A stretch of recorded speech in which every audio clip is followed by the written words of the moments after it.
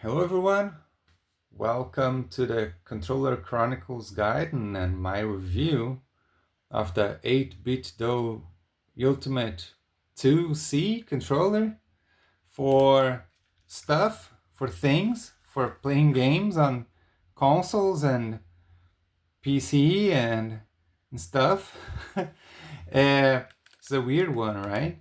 And I didn't do my homework of grabbing the manual and taking a look at everything that this controller does and everything that it can do and all the things that it is. Because this is one of the easiest, like as far as a review goes, this is, in my opinion, personally, one of the easiest reviews to do. Just buy the controller and use the controller and review done.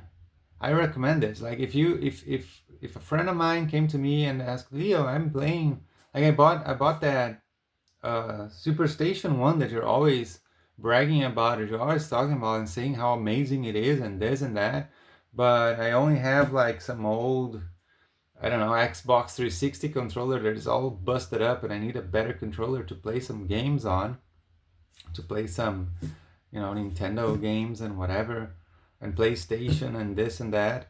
I'd probably say, yeah, buy a 2C, buy that controller and, and take a look. And eventually you'll buy something else and you'll have something different also. But this is an easy recommendation because it's 20 euro here in Europe, right? And I think it's like $20 plus taxes or whatever in the US. And for the quality that this is, for 20 bucks, it's crazy. It's unexplainable. It's such a good controller. Everything works as I want it to work. Everything is good about it, except for like there are a couple little quirks that I dislike personally, but they are minor, like a really minor complaints. And overall, the controller is actually really, really good. The quality is up there, and it's cheap. Why it's cheap? Because I don't even know why it's. I don't really get it. This is a wired controller. This is important. This is a detachable wire. It's USB-C. It comes with a cable. It's a shorter kind of cable. What is this here? Let's take a look. 1 meter, 1 meter 80 or something like that. It's probably 6 feet, around that. It's kind of a short cable, but it's detachable. So if you need a longer cable, you can plug in any freaking cable to this. This is the cable that it comes with. And I do have like a slight worry that this, it's a good thing, it's a good feature that the plug is recessed and you have to plug it in like this. But the problem is not every single USB-C cable is gonna come in here, right? You might have one that doesn't, but I think overall most do. I have an IKEA cable here, right? It's USB-C, and many of them do have this round format, and so it's actually not hard at all to find one that does fit and goes in and it's still protected by the case and everything, and that's quite good. And it's nice that it's detachable, just in the sense that for storing, it's much easier to store controllers that have detachable cables than these controllers that have fixed cables, and you have to wrap the fucking cable around the controller or do something else, right? And that's annoying. And this is really cool. And it does come with a decent cable. USB-C to A cable is this thing here. Now, as far as, I don't like reviewing things that you can tell for yourself. So if you like the colors or you don't like the colors, just take a look at the colors and you will know. I think all these controllers, all the the C, how do you call them? Ultimate C controllers from 8bitdo, I think they all look silly. I think they go on purpose and make the colors kind of shitty, so that people who want a really cool, sleek, black controller, they have to buy the more expensive one. And if you want to, buy the cheapest controller, it it comes in either a girly color or some childish looking kind of thing, right? So that's my impression, that like it's targeting the people who would buy a cheap controller, like someone buying a second controller for the children to play something, or just cheap bastards like me who refuse to pay 50 for a controller, and just get the cheapest one they can. And but then fuck us, and we have to get the crappy colors, because I'm pretty sure they could just make one in black if they wanted to, and it would not be more expensive than this. But there are no normal options. Like there's no white, there's no black, there's no red. It's all purple or pink or whatever. And this is one of those colors. I don't mind actually, because I'm not looking at the controller when I'm playing. So it doesn't matter to me. Why is it so important for me to have pads be cheap, right? Because I'm willing to pay, and I paid $150 for an arcade stick, but I don't pay that much for a pad. Is it because I think arcade sticks are better than pads? Well, no, because it depends on the game. I'm not gonna play Dark Souls with an arcade stick. But the thing is, these pads, even though this is Hall effect sticks, right, and high quality, pads tend to break, and when they break, you don't necessarily are able to repair them, right? When the buttons start getting all crappy on me, or when whatever happens and the D-pad doesn't work, or the battery, this one doesn't have a battery, but if the connector gets busted or whatever, like, am I gonna spend I don't know how much sending this to someone who could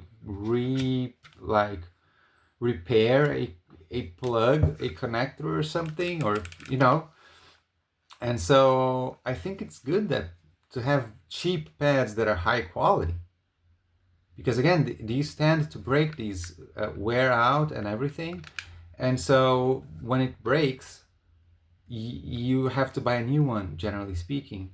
Although you can change just the analog sticks, but at $20, right? I would be spending $20 on new analog sticks just to put in here. And so I feel very comfortable with recommending this and using this. And it's amazing what 8bitdo did here. It really is. So as far as the controller itself goes, everything is spot on. It's obviously a ripoff of the Xbox One controller, right? The very slight differences that it has are very interesting. It's really cool. They have other designs that are similar to this, but the newest versions, they changed the triggers and things like that. This does not have those back buttons, but it has extra buttons here that I never use. You can map them with these buttons. I don't even care. I don't even want to know how to use this crap. I don't give a damn, and I'm not even gonna be able to explain to you how to do it. But one of the major differences that they did is the angle of the grips is more vertical here. The Xbox 360 control, the Xbox One controller, the grips are slanted, and this gives your arms a more natural, your wrists, right, a more natural angle. And this, like, have your wrists, can you see that I close them more like this, as opposed to this where they're more open. And some people complain about the ergonomics of the 8bitdo because they find this, this not as comfortable because they have to do it like this. And I never had that problem really, but I think that also sometimes I'm not really holding the controller like this, because this has grips, right? So you can use these fingers, and you don't have to hold it with the palms of your hand as you're playing your games, right? You can hold them here. But it's a valid complaint. You have to take a look for yourself, right? Whether you like this design or not, because it's not universally agreed upon that this is good. This has the same design choice here that this is, and it's even a little bit more sharp. It's a little bit sharper than the Xbox One controller. It goes sharp all the way down here, and here it's a little bit more rounded, and it gets sharp more over here, and here this is sharp already. And so depending on how you're holding this, you will feel this sharp edge, and this is a little bit uncomfortable. I think it would be better designed to have this rounded off, have the same design. I'm just talking about a millimeter. I could even do this with a file, just or sandpaper. Just come in here and sand this down a little bit just to make it slightly rounder, and I think it would be slightly more comfortable to hold in some positions that you get in when you're playing games. This controller is one of those that when I start playing games with it, after a few minutes, the controller disappears from my hands and I'm playing a game and I don't have a controller in my hands anymore. It just, you forget about it. And that's the best controller. It's when there is nothing going on. And then I remember I have a controller in my hands when I want to press start, and I press this star button that's for turbo function. Because you hold this button and you press one button and it turns on turbo for that. And this is one of the grabs that I have with the controller because Xbox has select and start right here, right?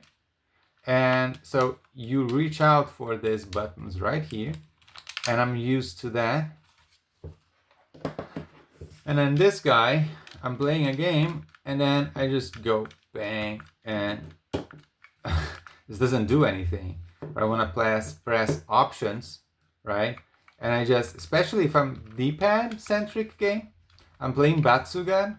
It's like shooting, blah, blah, blah. Okay, I want to see the options. Bang, I come straight here, and this button does the remapping or something, and nothing happens when I press it. It's fine, but nothing happens. It's up here that these buttons are, and it's a little bit out of the way. So minor nitpick. The home button's also quite small and out of the way, but I mean, it's these are not the main buttons. As far as the main buttons, everything is very similar to the Xbox One. I think these buttons are smaller.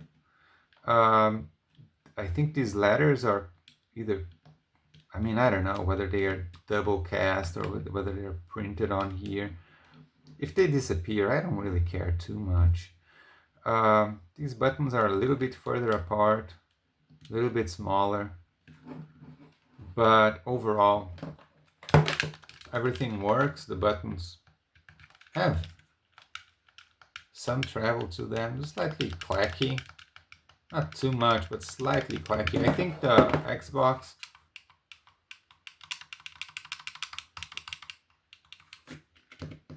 even though they are more noisy, don't convolute that.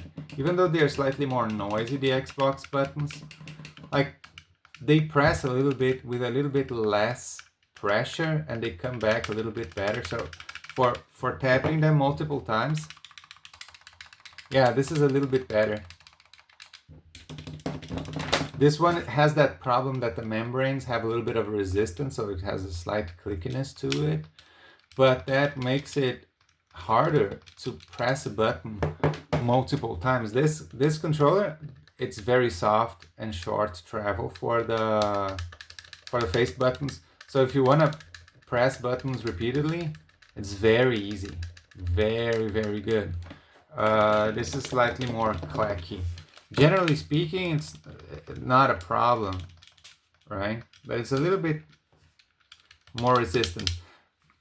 Might be good for some people. You will get less false inputs, like you'll get less of pressing a button when you don't mean to. But that's usually, for me, it's usually not a problem. These are kind of like, they changed. They were smaller. In older controllers, they were kind of like this style, and they changed into this a little bit of a Super Nintendo style thing, but with, I'm not sure, probably micro switches, but not, look at the difference here. This clacky, loud mouse type sound, and this is a more subtle switch. You can press it at any place, in any direction, and any way, right? It always registers. It does not have at all the problem of, oh, if you're pressing much here or much there, that it's gonna be, you know, that's not gonna register. It registers everywhere. It's perfect. And the other cool thing about this is, you can see this is, generally speaking, I was saying, they only changed this angle here. They changed the shoulder buttons. But look at this, they changed the triggers from Xbox style to a ripoff of the PlayStation 4 DualShock 4 triggers, which is good because those are really good triggers.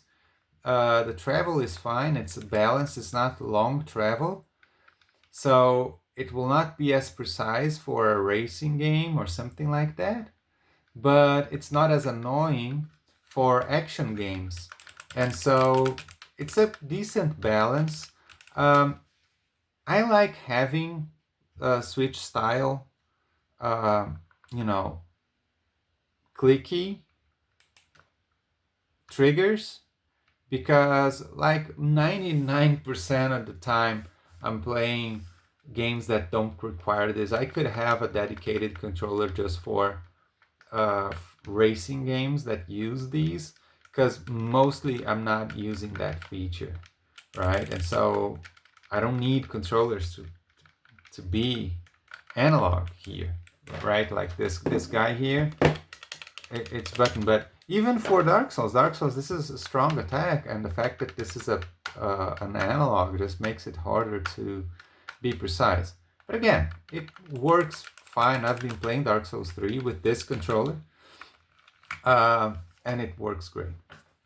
Now, I'm leaving the best for last kind of thing, and the most important thing, but this D-pad is a feat. Many people probably will not like this. I don't know. This D-pad has nothing to do with this D-pad. They might look similar. They might think that this is like this, but they just changed a little bit the shape or something. Put the no, not at all. And also, this D-pad is not a Super Nintendo style D-pad either. This D-pad is like a gigantic Game Boy Advanced original D-pad. I think the modern Nintendo controllers use this kind of D-pad too, but I don't have too much experience with those controllers. I never had a Wii Pro controller, Wii U Pro controller, Switch Pro controller. I have a controller for the Switch that is exactly like this one, but wireless, with clicky clicky triggers, not clicky, but the membranes, they're not analog because it doesn't have that function, the controller. They put in a membrane connection here and made it digital. And that's what I use for the Switch. It's the same controller as this one. I highly recommend that one too, but a review will come eventually. It has the same D-pad. This D-pad, it is not long travel, but if you can see it, it's very tall. And so it pivots. When you press down here, right? Even if I'm just pressing down here, you can see that the entire D-pad kind of pivots in that direction, right? It pivots in that direction, kind of like a stick like this. It goes in that direction. And so it makes it ideal to play games the way I like playing them, which is you rest your thumb in the middle and you rotate your thumb around. I don't do like this. I go like this. And this is clicky. So being clicky means it needs that force to go down. So you can do stuff like this without getting any false input at all. It's just something that even the Super Nintendo controller cannot do. The Mega Drive controller cannot do. Maybe the Mega Drive 6-button controller, I haven't tested it yet. But you can go like from left and right, left and right, left and right, and not get an up or a down at all, because this is not that conductive rubber contact. It's not about that contact scraping the surface of the rubber scraping the surface of the contact and then making, no, it needs the pressure. If I just do it like this, if I do this, it's not registering because it's not clicking in. And this is also a really strange and interesting but good design choice that they made. Even though this has dome switches, this D-pad, it also has the silicon membrane between the dome switches and the D-pad, which makes it feel like a hybrid. It's the dome switches that do the contact, but it doesn't feel like this, and it definitely doesn't sound like this, right? But this is short travel, and it has its hard click, like this almost, right? It clicks almost like I don't know, like, these dome switch buttons, and it clicks down almost like a button, and you almost don't feel like you have a D-pad in your hands, right? Because the travel is too short and everything is stiff. This functions like a normal D-pad, kind of, right? But it still has that clickiness. That means you need, and you do need to put some pressure, right? Some pressure so that it registers. So in that sense, maybe you will not be as fast as some other controllers because of that slight extra pressure, but the precision is there. Really good precision. If you want to just change weapons or throw grenades in games, you will not miss inputs. If you need diagonals, you will get your diagonals because it does that beautifully, right? And you will not get false. Like, this D-pad is so good. It is one of the best D-pads I have ever used. To me, it is, right? I don't know how popular this D-pad is. I wish they had, and I think they did that with I think they use this kind of style of design for the newest 8bitdo, what is it? SN30 Pro or SN Pro, the one that is more of a PlayStation style mixed with a Nintendo controller, and it has the D-pad up here. I wish they had a more D-pad centric controller that uses this D-pad, or maybe even have a floating Sega style D-pad using this technology, this design element with a 6-button layout and everything, because that would probably be able to rival this. This D-pad is amazing. It's really good. But this is probably more precise. This here is very, very good.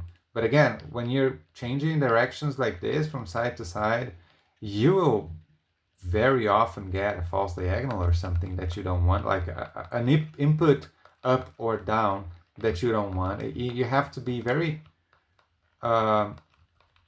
precise with your movements and take care about not doing diagonals that you don't want to, while this, because it's clicky, it gives you the necessary feedback. Of course, if you're just mashing the D-pad like crazy, you will get those unwanted diagonals too. But as long as you're being precise. Of course, you always have to be decently precise. This is incredibly precise again, right? Like it does what you tell it to do. This one, again, it's wired. That's what I would go for. Wired is cheaper. It's $10 cheaper over the wireless version. Playing wired, this controller has super low input lag. I don't remember what it was, but it's an average of something like 1 or 2 milliseconds, and the jitter is almost none. What I mean by that is some controllers will show you that they have a 8 millisecond average input lag, but those 8 millisecond average means that most inputs are like 6 milliseconds or 5 milliseconds, and some of them are 12, 15, 16. Sometimes it even goes up to 20, 30. You're missing a frame. You're going to the next frame by that time, right? And so it's very common for wireless controllers to have too much variability in how fast the inputs get read, and that makes it more inconsistent, and that's what I don't like. And with this I know that if anything happens in the game, it's me, it's not the controller. I know it because this is very good overall. And it's amazing to be talking about a product like this, because it's very rarely that we see something that is like, not, I wouldn't say flawless, right? But really high quality. Really, the plastics and everything, like you hold this in your hand, you hold this in your hand. I mean, it feels about the same quality to me. I even like the texture on this a little bit more than on the Xbox. The Xbox is heavier, I think, overall a little bit, even though it doesn't have the battery in. But this doesn't feel light or anything for a controller that's wired and doesn't have a battery in there. It has motors, I'm pretty sure. It weights just fine. It could be lighter, be more comfortable, easier to hold. This is as light as it can be because, again, it's more comfortable to hold. But this doesn't feel. It's good. It's good quality, but it doesn't feel in your hand as high quality as this because the textures are not as nice and it's not as heavy. None of them creak or anything. It's not a problem. Yeah, 8bitdo Ultimate C wired controller for, I think this plays like something. You can plug it into your PC. I don't remember whether you can use this with a Nintendo Switch or something. You can plug it into different things. Just go on the page and see exactly which platforms. But I use this on PC and on emulation platforms, right? And the compatibility is good. I don't have to do anything. I don't have to change anything. Playing games on Steam, GOG, and Mr. FPGA. This has always worked for me, no problems. So that was the review of the Ultimate 2C, and the name is kind of silly. And tell me what you think about it. Thank you for watching the Controller Chronicles Guide. Links of interest are going to be in the description below, and I'll see you guys around. Goodbye.